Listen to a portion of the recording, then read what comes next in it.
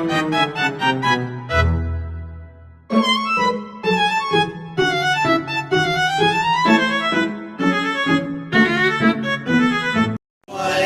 warahmatullahi wabarakatuh.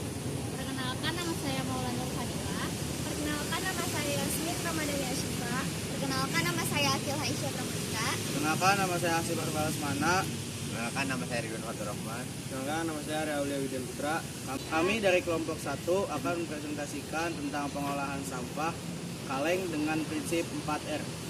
Teman-teman, tahukah kalian kaleng aluminium butuh waktu hingga 200 tahun untuk terurai secara alami? Tapi tenang, kami punya prinsip 4R, yaitu reduce, replace, recycle, dan reuse.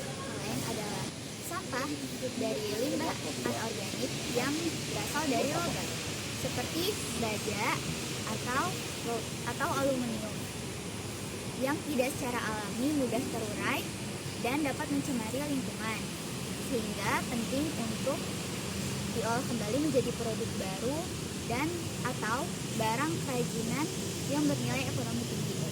Kaleng berasal dari berbagai kemasan produk sehari-hari seperti minuman, makanan, oli, atau produk lainnya dan terbuat dari aluminium dan baja.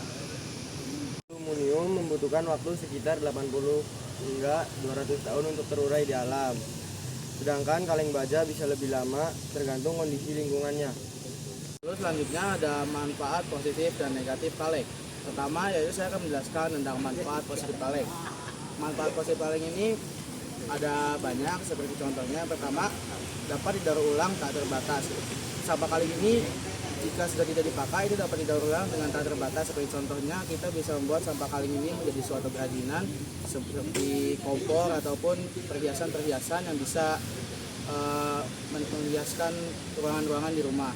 Lalu selanjutnya sampah kaleng ini bernilai ekonomi tinggi. Nah, dengan kita tadi sudah membahas tentang dapat daur ulang tak terbatas, itu kan bisa menjadikan banyak perhiasan. Nah, perhiasan itu kalau misalnya dijual itu bisa bernilai ekonomi tinggi. Dan yang terakhir, lebih ramah lingkungan dibandingkan sampah-sampah yang lainnya.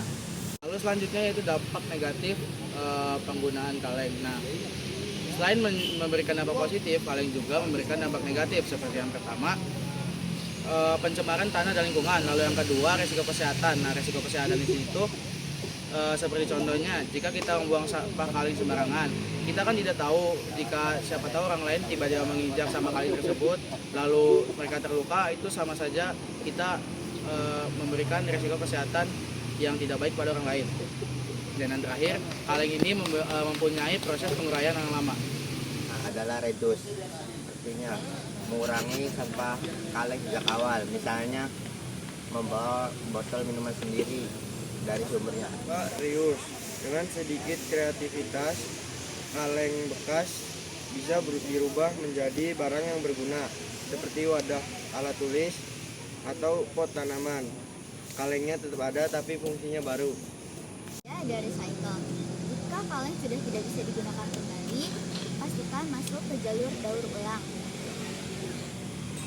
Caranya, bersihkan kaleng, rapikan untuk menghemat uang, dan buang sampah ke tempat khusus logam. Selain itu, kaleng juga bisa diolah kembali menjadi pot bunga, tempat pensil, dan aksesoris seperti manik-manik, gantungan kunci, atau bros. Kaleng adalah salah satu material yang bisa didaur ulang tanpa menurunkan kualitasnya.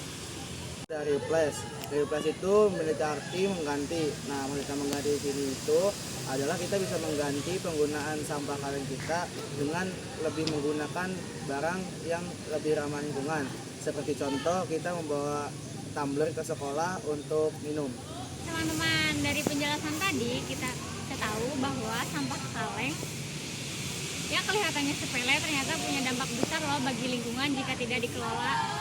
Betul banget, tapi dengan prinsip 4R tadi kita punya kekuatan untuk mengubahnya. Kita bisa reduce dan replay untuk meminimalisir sampah dari awal, serta melakukan recycle dan reuse untuk nyawa kedua bagi sampah kaleng-kaleng yang telah kita terlanjur gunakan. Jadi jangan lagi buang sampah kaleng sembarangan ya. Mari kita mulai langkah dari diri kita sendiri untuk bumi yang lebih hijau. Dan dari kelompok kami, wassalamualaikum warahmatullahi wabarakatuh.